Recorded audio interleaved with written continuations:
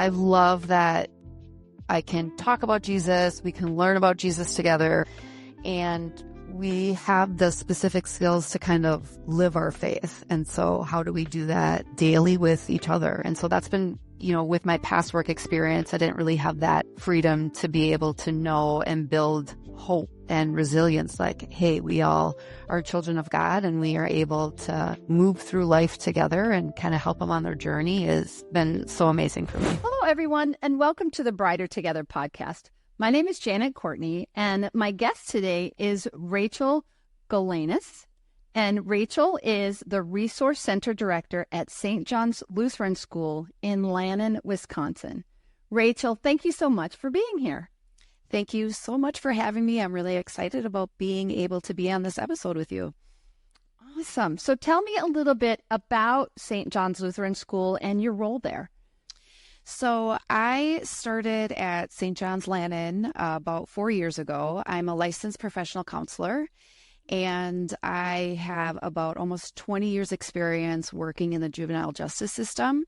But I was good friends with our principal at the time. My 4 kids all went through this school. It's preschool through 8th grade. And we were having a discussion about 5 years ago about the importance of starting some girls' circle with some of the middle school girls, where they had an opportunity to talk about friendships, conflict resolution strategies. And so we decided that I would work very part-time coming in to run some of these girls' circles. And then it kind of really ran from there. We realized the need that was there to kind of work with these kids for behavioral, mental health concerns. And so we were really fortunate to get a Wisconsin EANS grant, which is Emergency Assistance for Non-Public Schools during COVID. Oh, okay. And so they were able to pay for me to be there 30 hours a week for the past 2 years.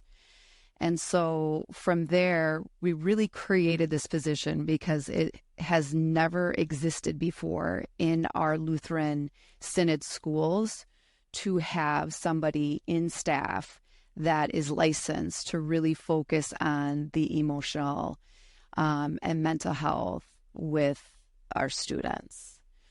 And so we were just so excited to be able to not only use my kind of counseling background and using our faith-based approach with these students to kind of integrate all of it together, academic, emotional, spiritual, to really build resiliency with our students. And so I can't say this enough. It is legitimately the best job ever.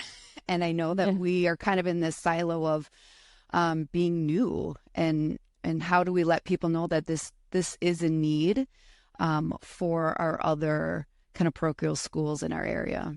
Yeah, because parochial schools in general, and please don't hear I'm bashing anybody. So if you're at a parochial school, I love what you're doing. I just love schools in general. Anybody that's willing to take on the challenge of teaching children, it's whether you believe it or not, I'm a Christian, it's a God-given task. It really is. And we are all servants at heart, whether you profess that Jesus is Lord or not, it's still a service that we provide. You love on kids. That's what you do, right? Exactly. And it makes me emotional. Look at me. I'm all emotional.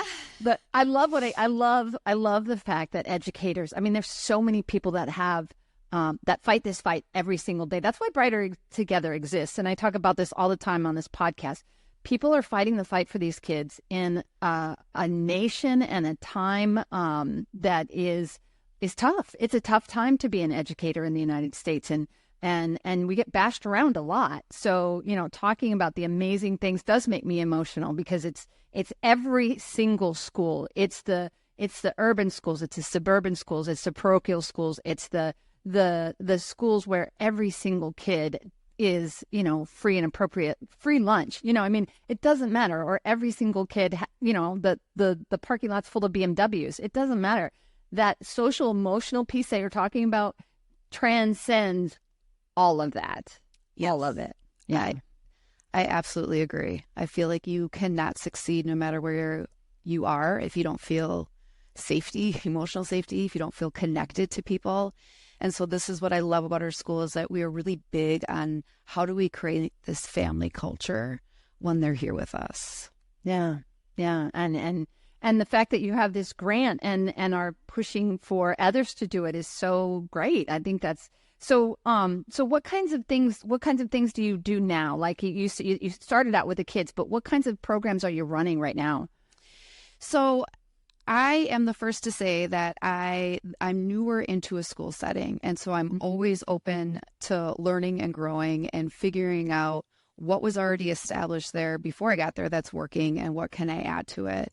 And so they already had some really great ideas of every Friday. At the end of the day, they pick a character theme for the month. And so it could be communication, listening, building resiliency. And we come together as a whole school family and we do a Bible lesson and an activity to really integrate what we are teaching them. And so that is something that we continue to do weekly. We are a smaller school. It's preschool through 8th grade. K through 8th grade, there's about 120 students. And so it starts right away in the morning. We can greet everybody by their first name. We can greet parents by their first name. Every Friday, we're playing K-Love out in the parking lot as they walk in. We do mindfulness Mondays. So I go into the classrooms for all students 4th through 8th grade and teach them a new mindfulness strategy of the week. It is part of the curriculum that all 4th through 8th graders, the girls do a girls circle biweekly, and then the boys do a boys council biweekly where we talk about friendships, we talk about conflict resolution strategies, problem solving skills. I also now started to go into the preschool through 2nd grade, and we're using that second step curriculum to really teach the social emotional. And so it's been really great that teachers, principals, parents are really on board with adding this extra dynamic of the social emotional learning that we know is really benefiting the students. Awesome. That is really great. And do you have crisis at all? Do you have to deal with kids in crisis? Have you had that experience? Yes, absolutely. And so I'm definitely there as a support for any behavioral issues, any concerns that parents are really comfortable reaching out to me. Even our own principal has shared it can be really helpful that they know that if kids are having or in crisis, having some concerns that they usually go to me first and talk about it. And in collaboration with the principal, we kind of talk about next steps. But he's even shared, he's like, it's been really helpful when we think about that piece of it to kind of work in collaboration together. Yeah. It's great that they feel like they have a safe person that they can go to and talk about things. Yes. Yeah. Absolutely. That's fantastic. And having the programs that you have, it gives them that, they can see that, they see that opportunity to be able to. Yeah. And I am always trying to, being a parent of a student at that school too, I'm trying to be very conscious about how do I make sure I'm also communicating with parents about what's happening in the school. And so we have a school newsletter that goes out weekly. And so I try to write, a little blurb in the newsletter too about common language that we're using here at school. Any themes that I'm seeing coming up with students, I'll try to write a little bit about that. When we're thinking about when kids are talking about feelings, what does that look like? We've had some kind of community traumas that have happened where we were at within our school district. And so, writing articles about how to talk to that with our students and kids. And so we really not only create the school family within the school building, but also with our church members, with our parents. We really, really try to partner with everyone. So you've developed a culture of support within your district for across the board, it sounds like, right? Yes, we are trying. I feel like I'm one of the, I don't want to say challenges, but areas of growth of like, sometimes I feel like I'm alone in that, where there isn't somebody in my position in another school to kind of bounce ideas off of. And so sometimes And maybe that's my own insecurities of like, am I doing the best for these kids, or what else can I be doing that I'm missing? And so there's always kind of, I'm always trying to grow and learn and improve. Well, and I think when you're a trailblazer, because that's really what you're doing, you're blazing a trail that is desperately needed, and it's lonely at the top sometimes. So congratulations, you're doing a great job. Well, I mean, and you and I as Christians can turn and always turn to God and say, Lord, this is hard. This is hard. What I'm doing is hard. Yeah, it's not, and He is so supportive. So yeah, I love that. I can talk about Jesus, we can learn about Jesus together, and we have the specific skills to kind of live our faith. And so how do we do that daily with each other? And so that's been, with my past work experience, I didn't really have that freedom to be able to know and build hope and resilience. Like, hey, we all are children of God, and we are able to move through life together and kind of help them on their journey has been so amazing for me. Yeah. And that's fantastic. It's definitely, it definitely gives you comfort when you know that you have, a creator who loves you, for sure. I turn to God all the time. And I think sometimes when you own a secular company like I do, people are surprised, when I'm so open about my faith and who I am, and the fact that we care about all people. And you don't have to be a Christian to be loved. You don't have to be a Christian to work here. You don't have to. Everybody's a sinner. We all are. We all have the choices that we've made, and it's not my job to judge anybody. If you're qualified and you can do this job, or if you're a school and you want a quality company, come to us. We will, you know what I mean? But I think it's one of those things that it just kind of like, sometimes people go, oh, well, good for you. It's like, that's what I see is like, well, good for you. So it's to have that culture of, and talk about culture of support. It's something that a buzz term we use at Lighthouse as well is, that culture of support and being a family, and knowing that, everybody here cares. Everybody here cares about the kids and about our staff. We want not just the people that are, like we're a family company too, so the Courtneys are all over this company, but having people that I've never actually met, in person, be somebody that I truly care about, and that they know that they can talk to me it's a blessing. And I'm sure the kids feel that about what's going on there. It's the same kind of thing. I'm making assumptions, but it feels like that anyway. Yeah. So yeah, it's been amazing. And so yeah, I've been really fortunate that I've been able to help these students kind of learn and practice the values that they're being taught. And I think about, we recently had a group on forgiveness. And so we talk about how important that is in the Bible to forgive. And yet sometimes some of these younger students don't know how to do that. Like, what does that mean? And so like the specific communication skills they can use to say they forgive somebody, to forgive themselves, like what. And so this is what's been really great, is that everyone, we have the buy-in that I know is some of the challenges at other schools, is we have the buy-in of the need for this, to teach them,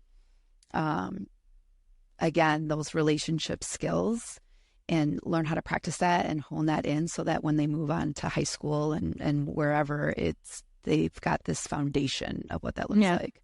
Yeah, for sure. So I'm gonna switch just a tiny bit. So how much are you seeing?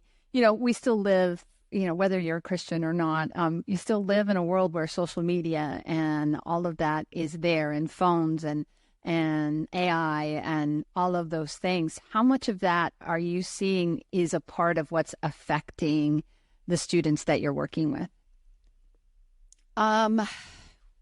It's interesting because we are a smaller school, and I don't want to say that like this is across the board, but thankfully most of our kids aren't getting phones till 7th, 8th grade. Oh, wow. Okay.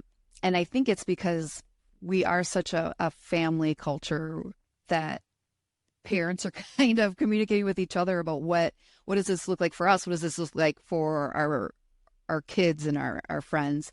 And I'm not trying to be naive about it, that I know that plays a role into it, but I'm not seeing it.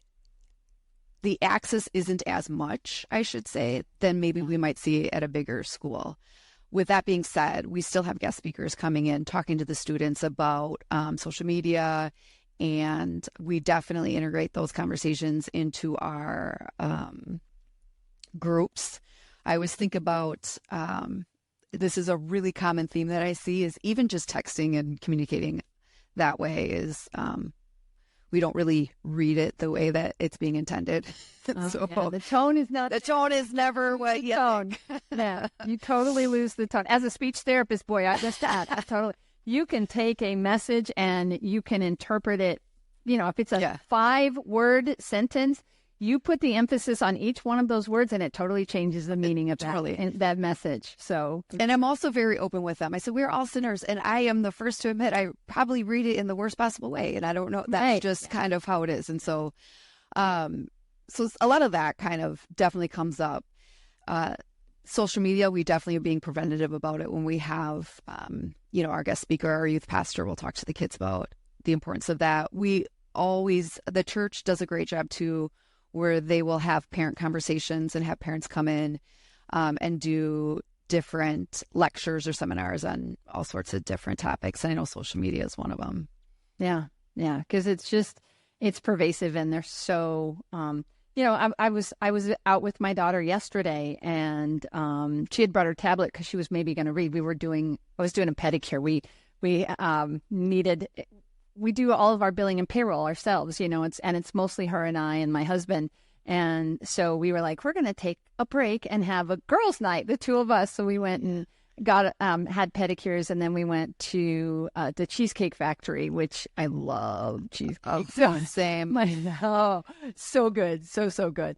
For those of you that don't have Cheesecake Factories in your world, I'm sorry.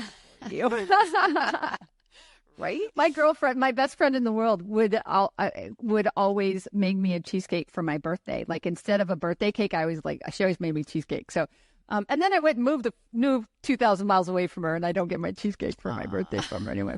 She'd make me one if I was there, but and we're still really close. And as a matter of fact, she works for me now, but it's just one of those things where it's like, the point I was trying to make before I got so focused on cheesecake was, I was sitting there. And a little girl in a booth across. Now, I am. They had tablets or phones or whatever. And this little girl, and she was probably 3 or 4, and so little.